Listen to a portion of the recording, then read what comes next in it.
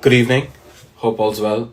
I know I look at it's not in my head to look there, but it's just before I say good evening, good morning, good afternoon, I just want to check the time on the corner of that computer screen and then say what I am going to say. But hope as everyone's having an amazing Friday. I know that I am. Had two sessions already.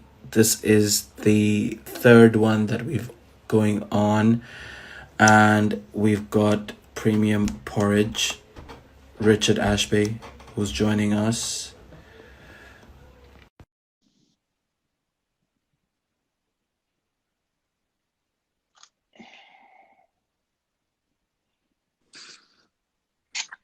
Hello.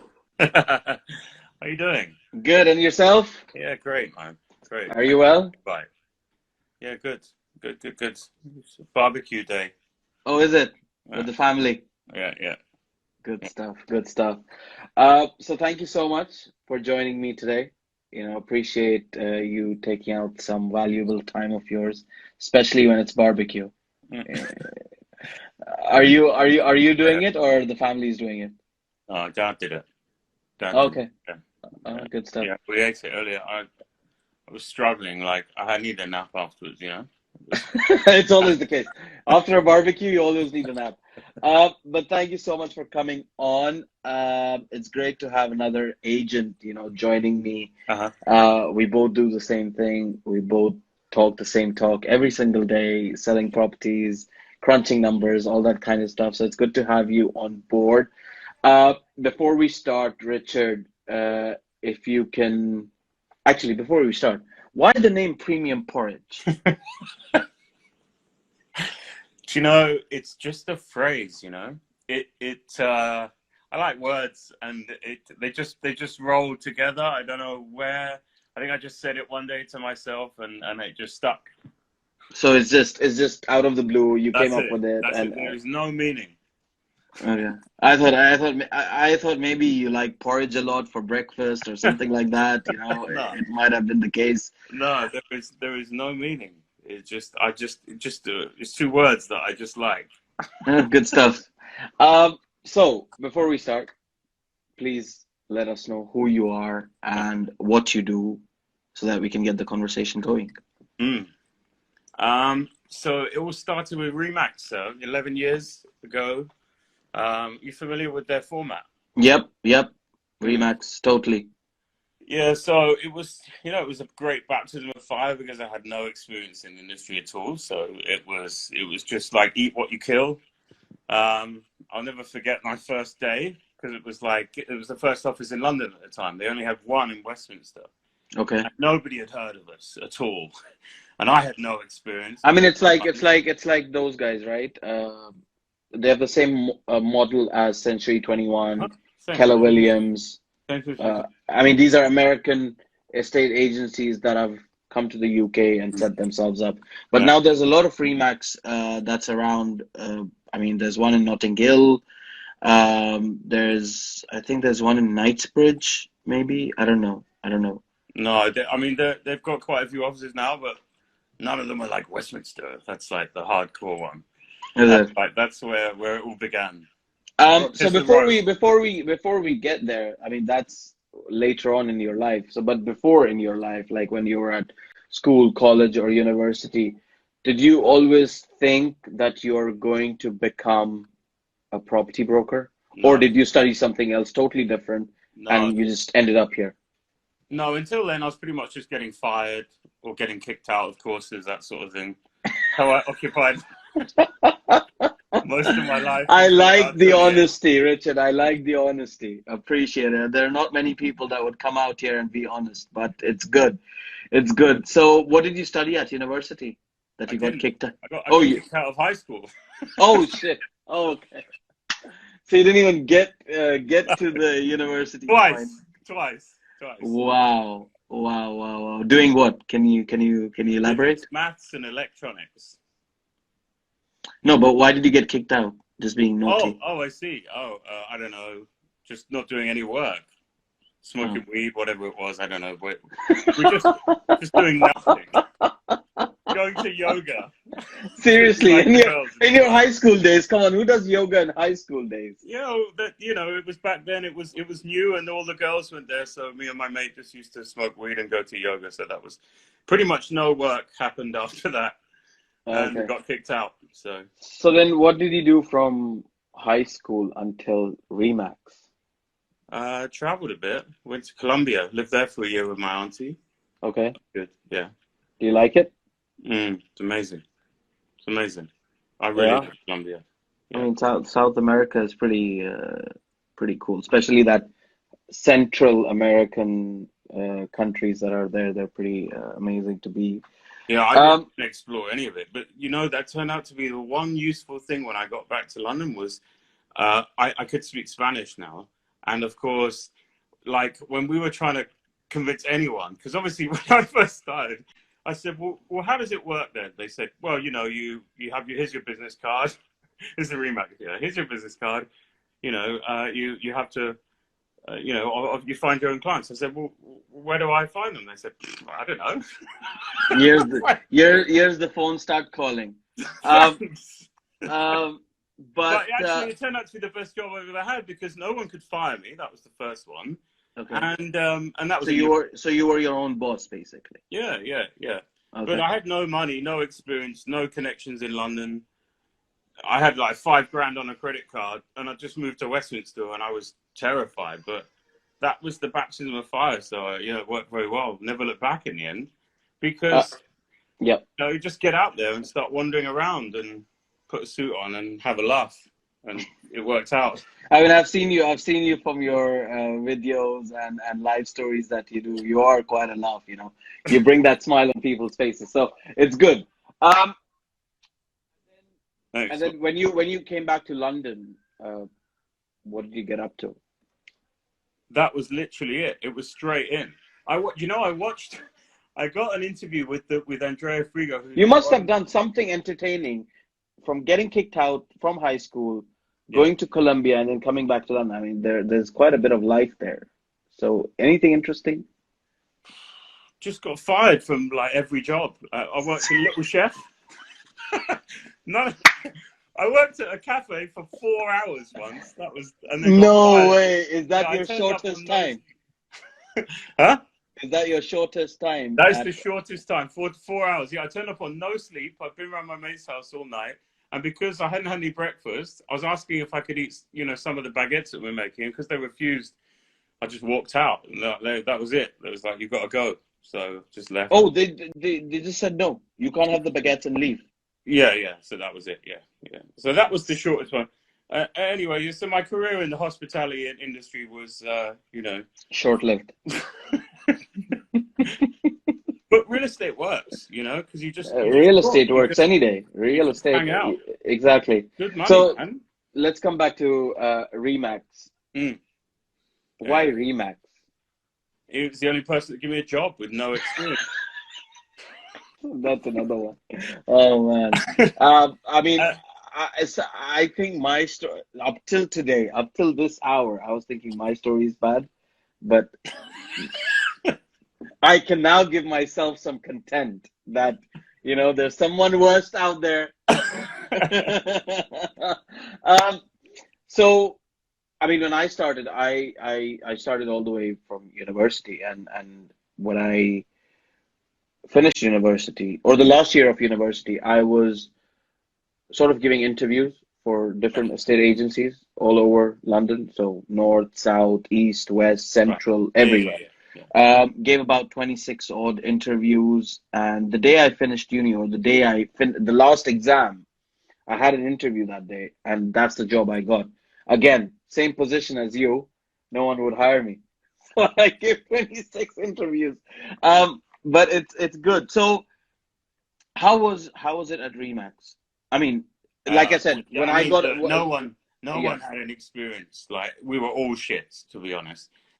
Except there was Roger, who's a legend, and he's really experienced and much older than us. But my God, it was an absolute rabble of losers. We were we were just like cobbling it together.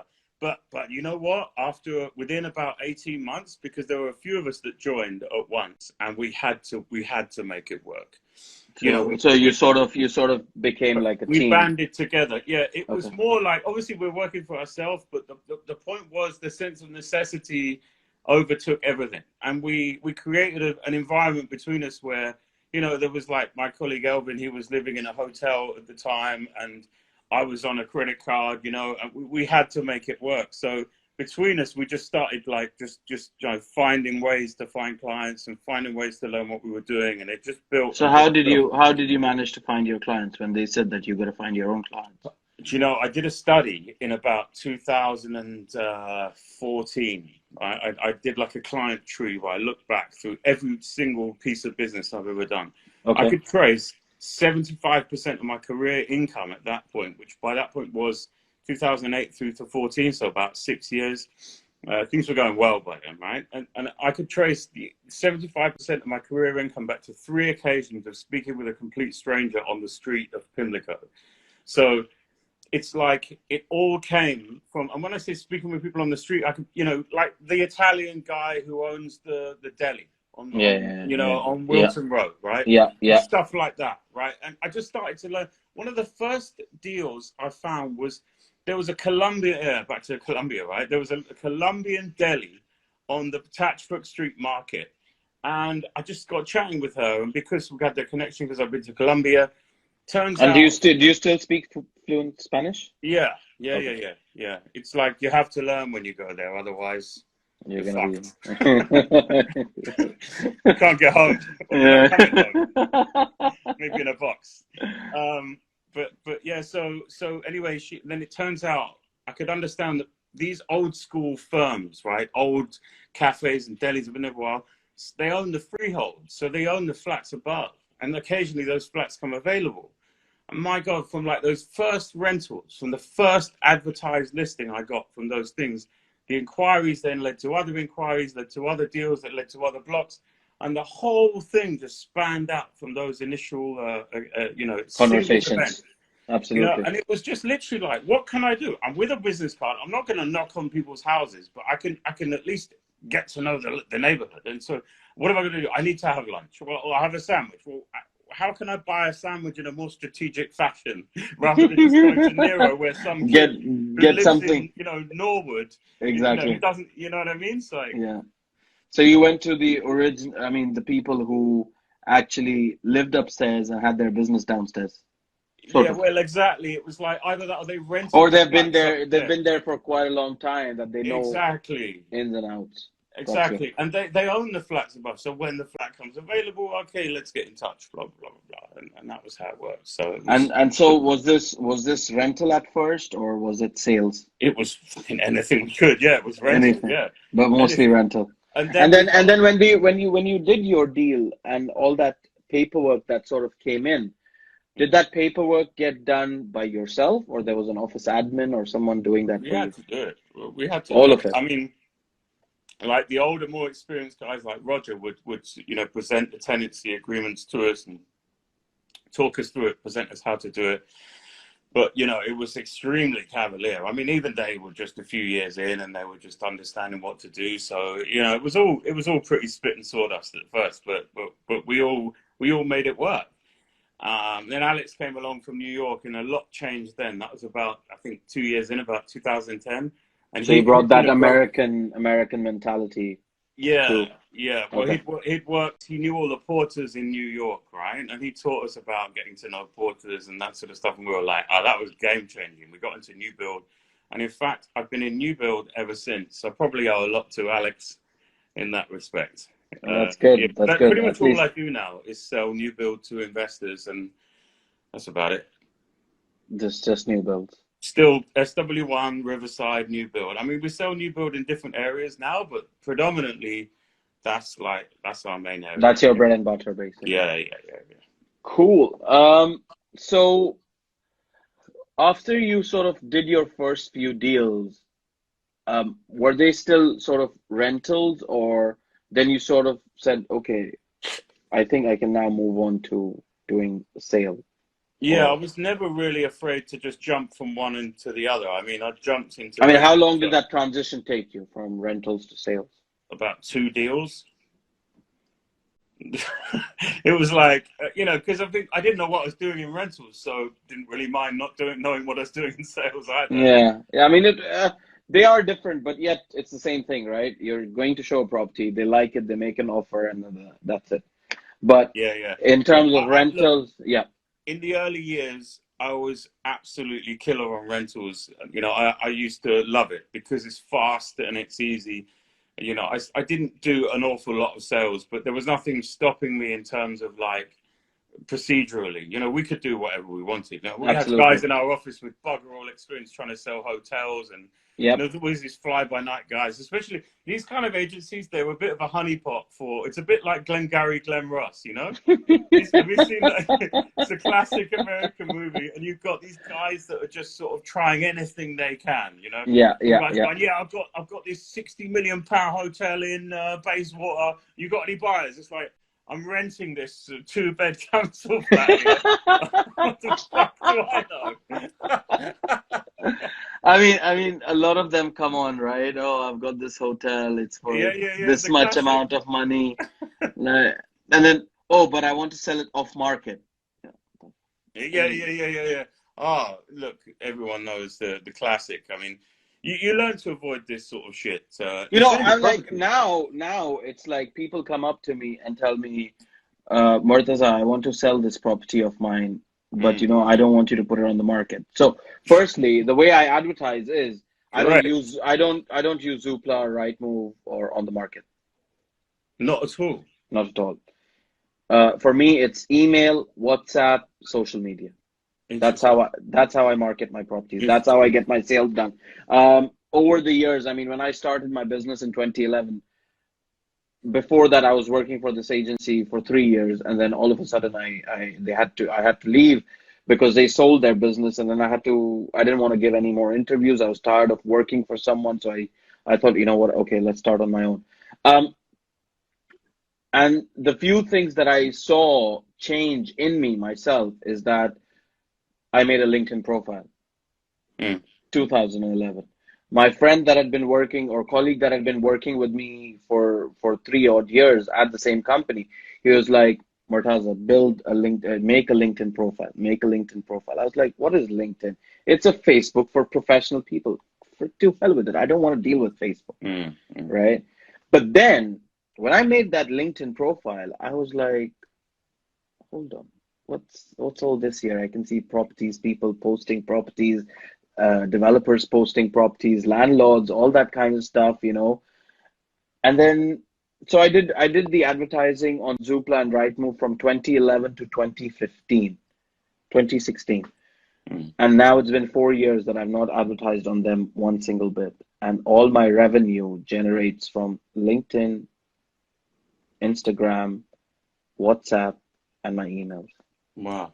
But is it because like you were never involved with them? Like, if you just No, didn't bother? I was doing it since 2011 Right. to 2016. I was So, advertising with them.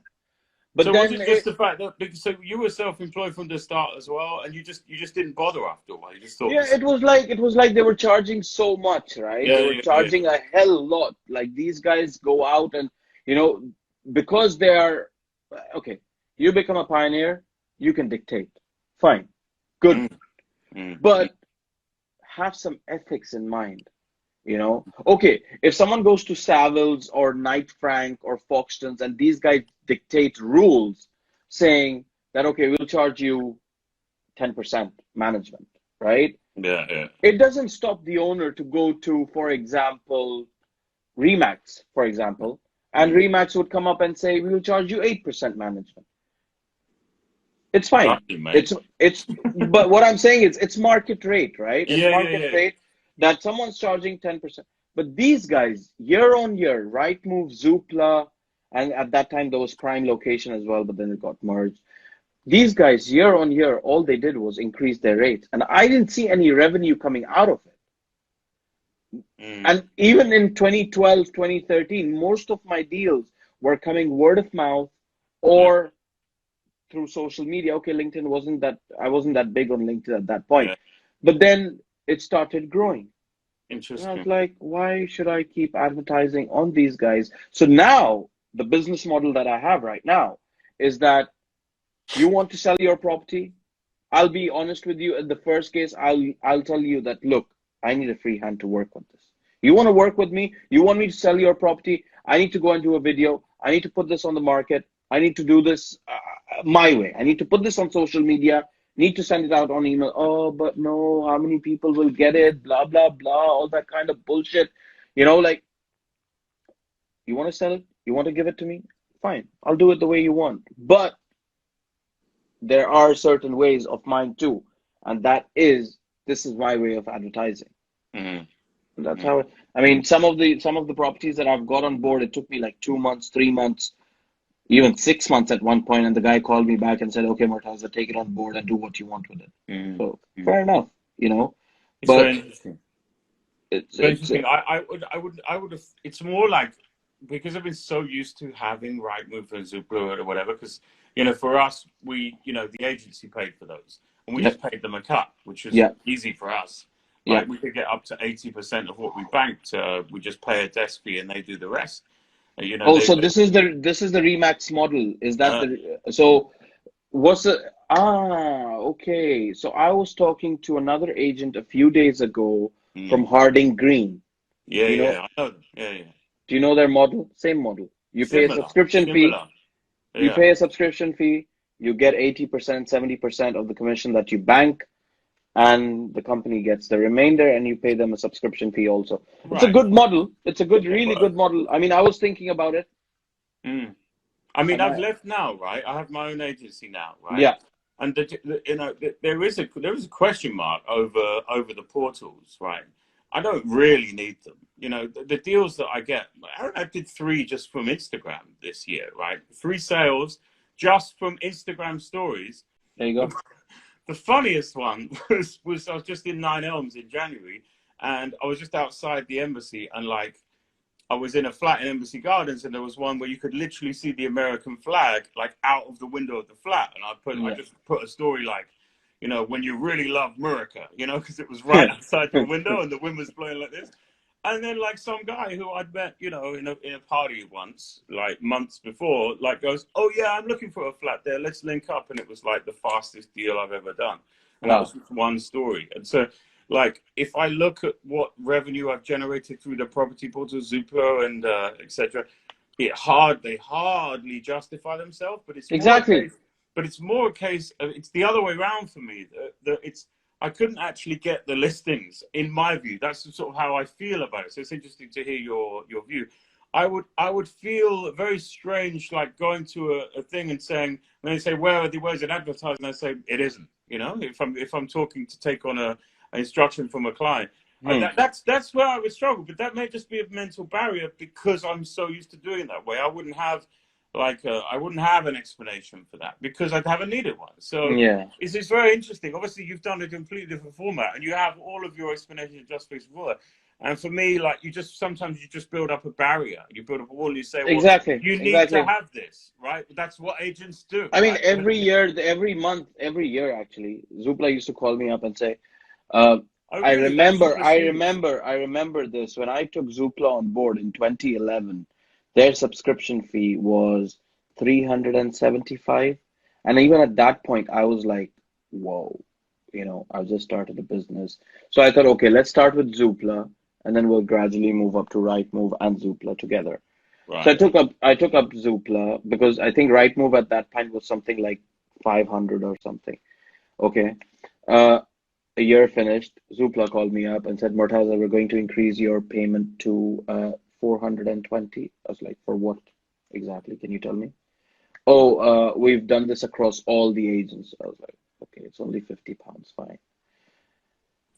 When I left them in 2016, £375 became £1,275. Enjoy that. Can you imagine? Like, what am I Yeah. doing? Just Yeah. throwing money away, paying Yeah. money for my rent, paying money for the office, paying money for Zoopla. And Zoopla, at that point, or even Rightmove, for example, at that point, now they started using the Google analogy, side advert, top banner advert, Yeah. featured property, Yeah. highlighted Yeah. property. Yeah. Now, if Foxtons or Saviles or Knight Frank or Chestertons or Remax or Century 21 or Douglas and Gordon, these guys are big shots in the market. These guys can go out and they can put their marketing budget up to whatever, and they can have that featured, highlighted property, everything on there. What about me? I'm struggling to pay you £1,275 monthly, and yet these guys are going out, putting their adverts and everything that like they can, and they're getting the deals. Whereas if I had the same property, I remember this. Saviles and I had once the same property for rental. This was like 3,500 per week.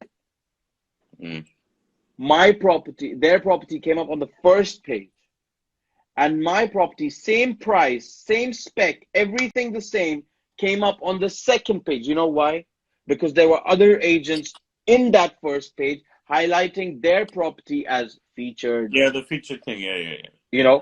So how am I supposed to compete with someone out here? I can certainly understand that. Like now, if you take that amount of money and you apply it in a smart way with various different adverts, Exactly. Like you can just generate this. Like particularly now with new build, I'll give you an example from my side. We don't really I don't really need to advertise properties anymore, because really when you sell new build, you're selling direct to developers anyway. You have the listings already, right? So in a weird sort of way, you actually don't need that. You just need buyers. So you just need buyers. You just need your database. You need your. That's the interesting part, that you can use social media adverts or just buggering about. Exactly. And you'll generate money for peanuts. Do you know what I mean? Compared to, like you say, $2,500 on the big portals, etc. Zoopla, right? Blah blah blah. If you spend $2,500 basically on private sponsorships of posts or adverts or whatever, you're going to get a lot more. Exactly. So what's the point of going out and spending all that money and not getting at the end of it? Anyways, so we got sidetracked there. Remax. Yeah. Why did you tend to leave? Why did you finish off with Remax? It's been a long road. I was back and forward for years. They are such a good family, particularly worldwide. And I think it's probably more interesting to talk about And how much did you pay them for your subscription fee, for a desk fee? Can I ask? Up to $2,000 a month for 80%. But if you start on 50/50, it's free. Okay. So you started on 50/50 and then you moved up to the 80% mark. When you get 50% of what you bank, it's free, and then you get 70/30, so you get 70% of what you bank. That's about $1,000 plus that, and then 80% of what you bank, that's $2,000 plus that. It's just slightly cheap. Oops. I think it was a battery warning. Bollocks. Oh well. And then it gets to, I think they've nearly half now. Right, that particular fee is about half that. But I think what's interesting about these kind of models for any business is a lot of people, I think, will benefit from this kind of bridge, where unlike sort of MLM sort of type stuff, you have an umbrella brand, right? But you're self-employed on a fee split basis.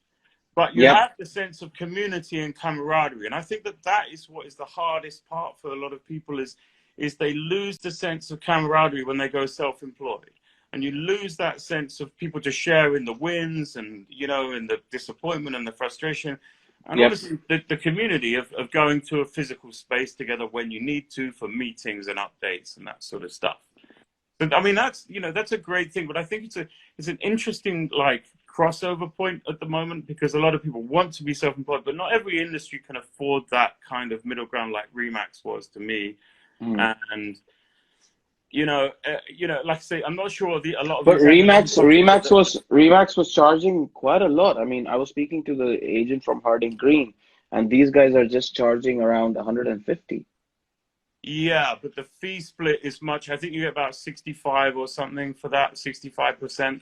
It's only a little bit higher. I mean, like, you'd have to speak to them. I mean, they know better than me. But you won't be able to get 80% without paying a decent fee. 80% of what you bank without paying a fairly decent fee I to. might have to check that out, but I like the model.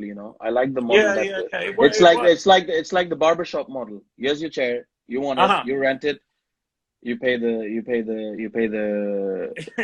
subscription fee. I had no idea that's how barbershops work. Yeah, So, that's how they work. They have to pay for their chair. but the best thing, Remax, right, there's 100,000 agents worldwide, like 7,000 offices. We used to go to European conventions. I spoke at the European convention, and it was an absolutely amazing experience. 1,000 agents in a room, absolutely overwhelming.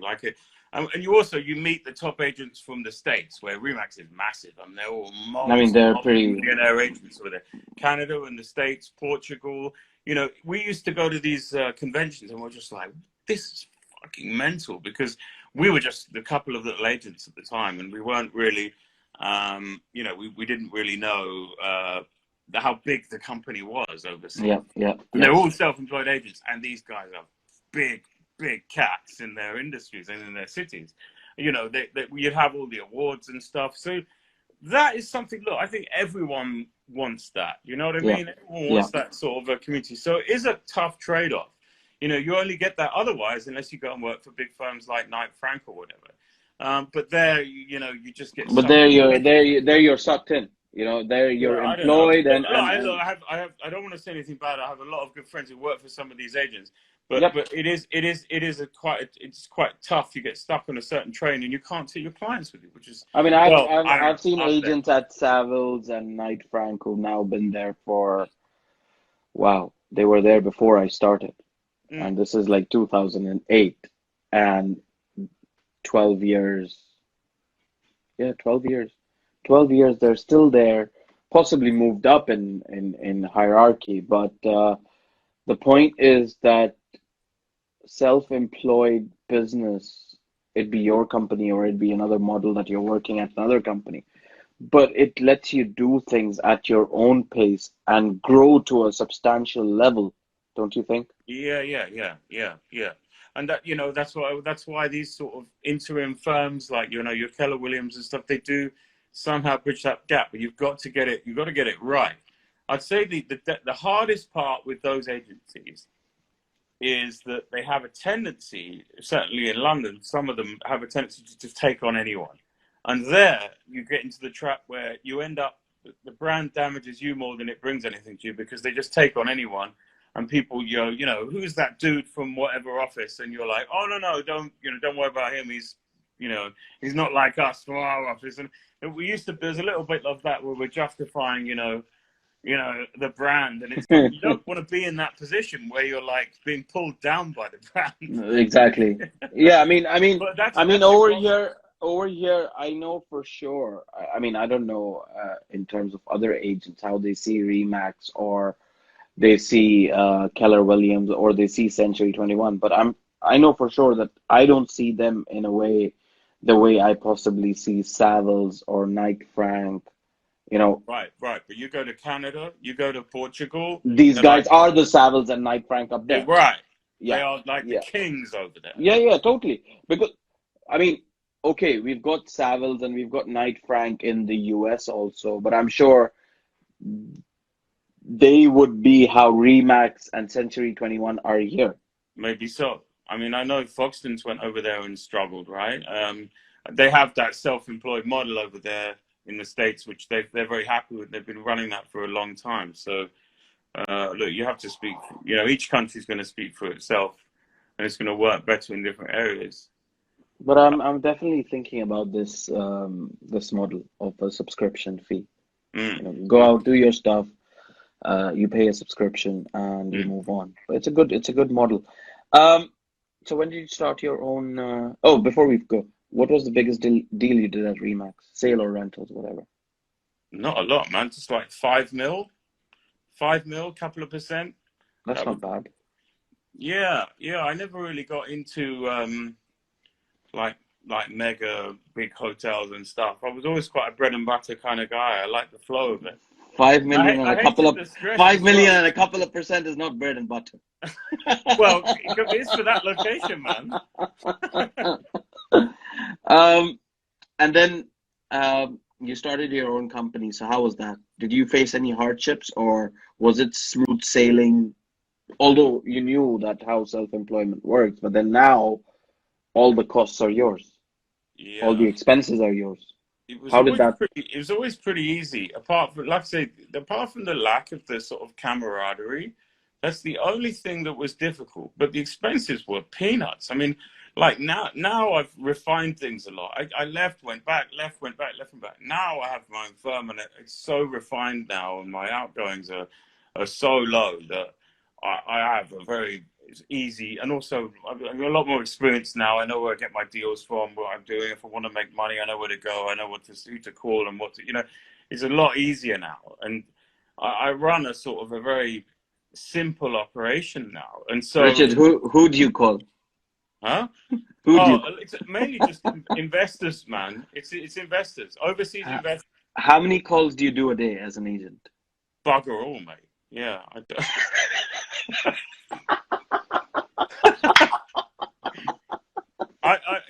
I take things very easy these days. I see you out and about. You're extremely tenacious, and that's very useful. I mean, I've got colleagues in the office that are like that. I'm much more. I work in patches, Like this year, I had one of the best I've had the best year of my life this year, but I did it all in January and February. December, January, and February were better than the whole of 2014, which was my best year ever. I mean, the rest of this year, I can just Relax. yeah, So yeah, what did you sell this year then? all new build. Just a stack of new build around Westminster and Riverside, 9 Elms. Good stuff. Good Just stuff. sitting waiting for the bloody developers to pay their invoices now. Oh, they've not paid it yet. Yeah, some of them, but you know what they're like. Some of them they're dragging their heels, and I don't think they have a lot of interest in paying invoices while all their projects are on hold. It doesn't matter. You've done your job. Yeah, but it is what it is, man. There's only so much you can push them, and we got paid on some, so I don't really give a shit. Just Okay. wait and watch for it to come along, So how many people are in your team currently? It's just me, mate. Yeah. Oh, just you. Okay. Yeah. Happy Cool. days.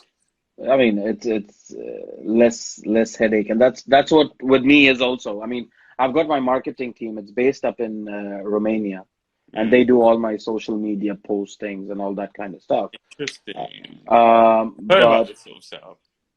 yeah, I mean, the lady that's running it. She used to work for me in my marketing team, so that's what I stopped. When I stopped Zoopla and Rightmove, I got my own marketing team to push me out on social media even more. Oh. To loop that whole thing. And now what she's done is she's made my website on Shopify, through which I can tag products on Instagram, like as if it was a product. The property is a product. And then you can actually go through that live story or post directly onto the website where it's advertised. So it's sort of creating a loop, and that's like a funnel. But I don't. I see. Yeah. I wouldn't call it a funnel. I would call it a loop, because you are on the social media, but then you're attracted to the property through the website, and then that's what sort of brings the query in. So kind of funnel, kind of a loop. But anyway, so that's what I'm doing right now. I mean, most of the money that I'm putting in is now, and I see the potential of Instagram more than LinkedIn or Twitter. I've never really been a Instagram stories make lot of difference. A hell lot of because difference. they're a lot more real. You're just ambling around doing stuff, and I think people respond to that. Exactly. Whereas, I struggle. I don't really do anything that feels like a sort of staged post with a picture of a property and stuff. I mean, this is just me, but because I have this terrifying fear of anything being too dry, which is probably self-destructive. Like it's completely. That's why I started doing these, because I was actually destroying my own profile doing what I was doing. Right. Yeah. So I thought, you know what, forget. And the whole point of doing these live sessions was, I mean, one night I was just sitting on my own, and I clicked live, and then my friend came on, Instagram, and he said, okay, let's talk. And I was like, okay, let's talk. So we started talking. Hello, hi, how are you? Blah, blah, blah. And then I asked him a question about his work and what you do and all that. And then the conversation went on for an hour. And I was like, hold on a second. Can I run my own talk show on this with other people? You know? And Stranger things have happened. that's what I got into. And now, like every day, you're my third session of the day. So Wow. every day I'm trying to do Yeah. two, Relentless. three sessions, you know, just to like I was Yeah, I speaking. noticed your following has grown exponentially since you've been doing these Yeah, and plus live the fact sessions. that today I was speaking to a lady who is based in London but invests in Amsterdam. So a completely different market, Yeah, you yeah. know, opened up not just my brain, but there were other people that were viewing, and Mm, they saw the potential that okay, maybe not London, but then let's go and look at Amsterdam, for example. mm. You know, buy a flat there, and they are doing 95% mortgages out there. Fucking hell. Yeah, 95% mortgages. So I was like, wow, Mm, wow. In London, people struggle to get what, 80%? mm, mm. 70%, 70% maybe, but 80% definitely. Mm. So it's just different people. Tomorrow I've got a musician all the way from Argentina.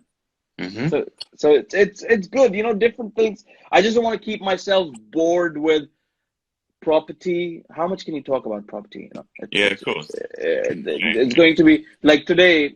So it was good that she came on to speak about Amsterdam because I knew me and you were going to speak about London. And if I had the two same sessions speaking about London property, it would be Yeah, it's fine. dry. Yeah, yeah. And then the third one that I had today, I mean, the second one that I had was a life coach who Yeah, deals right, with right, right. women, you know, coaches women in personal business life, all that kind of stuff. So it was good, and I feel good that I've sort of shared this information. Mm, mm, Yet I've got some information too, mm, you know. So let's see how it goes. mm. Um, so you mentioned that December, January, February basically has paid off your year of 2020. Yeah, you know, there was so much pent up demand through the last few years, and I just buggered off to New York anyway for most of those. You know, during the downturn, Okay. I just didn't really bother, so I went to New York and had a bit So of what fun. were you doing up there this time? Uh, just hanging out, man. Airbnb tour of New York. One to another to another.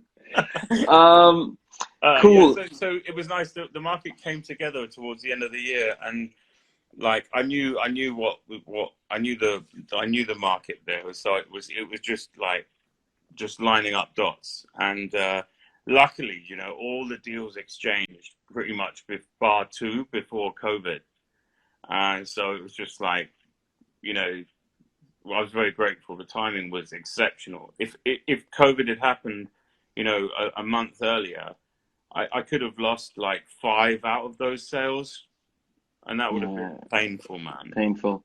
That would have been painful. Um, so how are you adopting yourself to the new normal? Just That we, ignoring it mainly. but come on, I see haters let's talk portray. serious. And you know that we are going to be out of lockdown soon. What are you doing differently? Obviously, tourism is not going Moving. to come back so soon. People Mm, are not going to be traveling. The influx of foreign investors might just die out slowly. Not die out, but just go slow. Sort of. Let's say if we were selling 10 properties in a month to foreign investors, maybe that might become three or four. You know, how are you and go? move to like the Cayman Islands or something, and live somewhere a little bit more easygoing where people aren't being so hysterical. But hoping that it's better out there. If not Belarus, they seem to be a little bit more easygoing on there. And that's because they're the no, it's Bulgaria actually, but Belarus they did not have a lockdown. Sweden did not have a No, lockdown. It's no. weird, like how these countries did not have a lockdown, but yet we are in one. Anyways, I've seen your live stories about that too. Um, so any advice to the younger generation that's possibly looking to set their career? I know Interesting question. we're not so far into our careers, but yet if a 19-year-old, 18-year-old wanted that career path, that okay, I want to be an estate agent, what would you advise them? You know, it was very. I actually had this conversation with a friend who was referred to me recently, and in terms of London, it was very, very difficult to answer because I couldn't necessarily put my hand, you know, on my heart and say, you know, the route that I went down would work now. You know, the industries, not the industry's changed, but the organisations that I went through are different now. You know, the people that were there aren't there anymore. The people, you know, the people that I sort of grew up in the business with were fundamental to that experience, and Yeah. it's all pot luck. You know, you need to find like people that, I think more than anything, if I look back, like a lot of it was luck because the three of us, like, you know, me, Alex and Elvin, the three of us that started at the same time, like if it wasn't for those guys being there, you know, we couldn't have learned what we did because we learned off one another and we buzzed off the fact we're all in a similar situation. And I think that any business that starts like that, even though we were running separate businesses under one umbrella, any business that starts like that relies on that sort of sense of Team. yeah, it's that sense of fighting the same fight, you know, where there's three people fighting, you know, you're up against the same wall. You might be doing it on your own for yourself, but you're within the same umbrella. You know what we used to do? We also had a team. So when I started, and actually I was, when I got hired after these 26 interviews in a firm in Battersea, the guy said, you're going to work on commissions only. So the boss. So there was no basic, no nothing. Same. Right? And what we did, so we were three people there as well. Till this day, we're friends, you know. I mean, we've all gone our own ways. One's now a FX trader, one's a pub chef, and I'm still doing property. But what we did is we decided any deal that we do, either it's me, them, or the third person, we would split the commissions 3 ways, just to look after each other. Oh, interesting. Yeah. That sounds perilous. Yeah. So we were like, the boss. The socialist approach to running your own business. The boss was like, "What the fuck are these guys doing?" You know, like, and the commission structure was such that when you do your first £1,000 deal, you get to keep the £1,000 of the month, and then from there you got like 38% of every deal that you did. Right. So our target was that every time we made sure that each of us hit £1,000 for the month. Once we did that, then we concentrate on other stuff. Now, when we made the 38%, we used to split it like 3 times between us. So that's and then after I think a year and a half, they left and they went on to other career paths. But during that year and a half, that was an absolute amazing strategy that we built, and it got me to where I am today, kind of thing. Interesting. I mean, it shaped that. It was kind of the backbone of working together. So I think in every business, a team is necessary, 100%. Yeah, unless you're working on your own. To start off something like, you know, real estate in London with just like on your own without really experience, it would just be utter suicide, because I think more than anything, you need to know what other people are doing badly. Like, I think most people imagine that, you know, these big organizations like the big rivals, etc., are better than they are, stronger than they are, smarter than they are. They're just people, you know, and you actually need to be in a group like that. Like, in fact, the fact that we were such a rabble of cowboys actually inspired me when we were in the early days at Remax, because it was like, well, these guys have been here for 4 years. He's absolutely hopeless. It almost inspires you to do better, doesn't it? Because you're like, well, at least I can do more than that. You know, I can do this deal, and you know, you need a sort of a framework of reality. Absolutely. You need that sort of leaderboard or something on the side, so you can actually. It needs to be measurable. It's very, very hard to do all of that on your own. Some people can do it, but I would. So do you think right now that you're doing it on your own, do you struggle sometimes? No, because I have different motivations now. You know, the business is much, much more easy for me now. I would somehow miss the bigger stuff, like the big conferences, the big European conventions and stuff. The corporate world. The fun sort of corporate side of it, even though you're all self-employed, that part of it is brilliant. I mean, that is awesome. I love that sense of, I mean, honestly, I can still go to those conferences because you kind of, you can go there even if you're in, you know, not a part of Remax, for example. Yeah. But those bits were just amazing because you get that such a sense of like your big family for yourself, but not by yourself. That's the slogan, I think it is. But would I, shit, my batch about to go. It's fine. We're getting to the end of the. Cool. You know, would I recommend the firms I went through? Maybe. It's all about the person, you know. It's all about the person. I think it is a good bridge. Obviously, it's horses for courses. You've got to have a sort of a maniacal disposition. You need to have some sort of sense of necessity. A lot of people came through and failed because it was too easy, I think, for a lot of people. They had too much money. A lot of people they just had too much money to get a job there. It's like, well, you don't need to do this. You're like, what's the point? Yeah. It's you know, running your own business is grueling. You need some sort of maniacal sense of necessity to just. So what's your motivation? Well, it was in the early days. It was always money. You know, I wanted to sort of make it in the city. I'll tell you what it was. I watched The Pursuit of Happiness. I went on holiday to Barcelona. That's the one. I had my interview with the guy, Andrea Frigo from the office who owns the region. And I was like, well, it was saying, well, it's going to take you 6 months. You've got to pay your way for 6 months because that's how long it's going to take you to build a pipeline. I was like, well, shit, I don't know if I can manage that. Now, when I watched The Pursuit of Happiness, and it was like a mirror of what I had to do because he had this 6 months internship. 6 months, 3 months. I came back from Barcelona and I was like, fucking, I'm in. I jumped on it. So it's not easy. It's not easy. You need some crazy like vision. Yeah. But definitely. Anyone thinking that, you know, coming into real estate and then making a killing out of it overnight. No way, man. No way. I get fun. You know, I've got a listing in Staines coming on or something next week. This lady called me out of the blue. She'd looked me up from my old agency. I listed her flat 3 years ago, and she just rang me out of the blue and go, "Oh yeah, we still haven't sold it. We tried to hunt you down. We had to Google you. We found you. We're going to list the property with you now." It's like, fair enough. But you know that stuff. I mean, how can you even plan that? Yeah.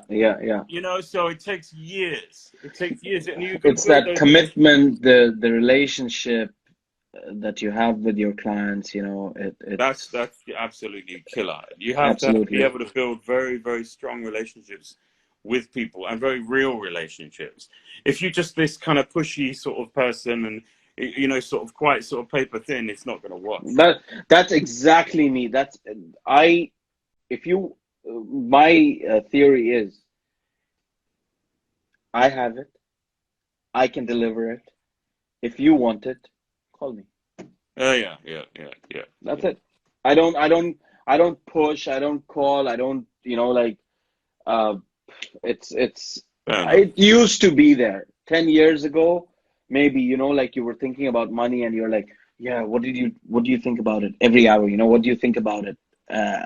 And then like now, look, it's there, and people come up to me, oh, what will the owner accept for this? Man, make an offer. Make an offer. If you're that keen, make an offer. Put it on the table, send it to me, and then we'll take it forward. Mm-hmm. But to come up with saying, oh, what's the owner going to accept? Yeah. Doesn't work like that, man. It doesn't work like that. But thank you so much. It was a great laugh. You know, it's one of the best sessions, comic estate agent sessions that I've had. It's absolutely amazing. Appreciate that, man. We should do our first deal together. It'll be great. I look forward to it. Absolutely. Richard, thank you so much for joining me. Pleasure. Thank you very much. All right. And give a follow to Premium Porridge if you're looking for a property in London. And of course, don't forget BTH Properties on the same time. Maybe we can work together on it. But thank you so much. Take care, Richard. Have a good day. You too. Bye-bye. Well, that was Richard Ashby from Premium Porridge. If you're looking for a property, go hit him up in central London on the Riverside, and I'm sure he will look into that query for you. So thank you so much to all those that tuned in this evening. Hope you had a great show. I thoroughly enjoyed it. I mean, it's one of the best live sessions, full of laughter, energetic, amazing. Thank you to Richard for that, and I shall see you guys tomorrow, where I've got a session with a singer, musician. That should be good. Thank you so much. Have a great evening. Enjoy the rest of your Friday and have a good weekend. Bye bye.